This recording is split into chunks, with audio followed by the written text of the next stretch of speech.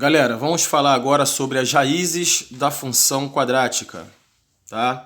Vocês devem estar lembrados lá da função afim, que raiz de uma função significa o quê? O valor de x quando essa função é igualada a zero, tá? Então, as raízes da função são os valores de x para quando a função é igualada a zero. Na função afim, que é uma função de primeiro grau, você vai ter apenas uma raiz.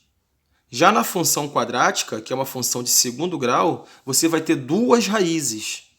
O número de raízes de uma função vai ter relação direta com a quantidade, com o valor do seu grau, tá? Se o grau é 1, uma raiz. Se o grau é 2, duas raízes. Se o grau é 3, três raízes e assim por diante. A função quadrática vai ter duas raízes, porque é uma função de segundo grau, e essas raízes vão ter determinado comportamento. Elas podem ser iguais, elas podem ser diferentes, ou elas podem simplesmente nem existir. Quem vai determinar essa relação é o valor do nosso discriminante. E quem é o discriminante de uma função quadrática? É o delta. Exatamente, aquele delta que vocês aprenderam lá no 9º ano em equações do segundo grau. Então, nós temos a seguinte relação. Ó. Se o seu delta for positivo, maior do que zero, você vai ter duas raízes reais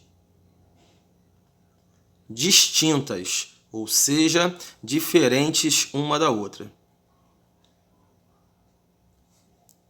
Se o seu delta for igual a zero, você vai ter duas raízes reais iguais.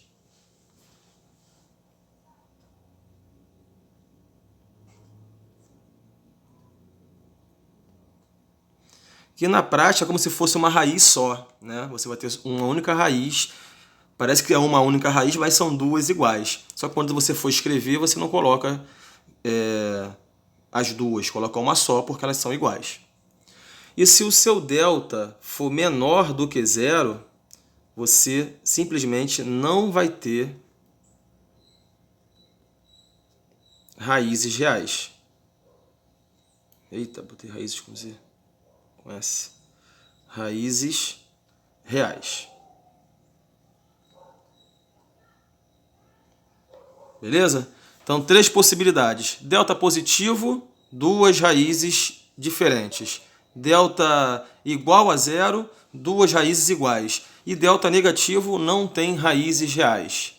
Tá? Essa é a nossa regrinha para as raízes de uma função quadrática. Ok? E para quem esqueceu, o que é esse delta aí? Esse delta, essa formulazinha aqui, ó. Delta é igual a b ao quadrado menos 4ac, tá? Em que esse a, b e c são a, b e c lá dos coeficientes da função quadrática, que vocês viram no vídeo anterior. É esse aqui, ó, esse a, esse b e esse c da forma geral de uma função quadrática, ok? Vou fazer um próximo vídeo agora colocando para vocês todas as possibilidades de um gráfico de uma função quadrática, conhecendo-se o coeficiente a e o sinal de delta. Aí você vai ter de todas as formas que pode se comportar o gráfico de uma função quadrática.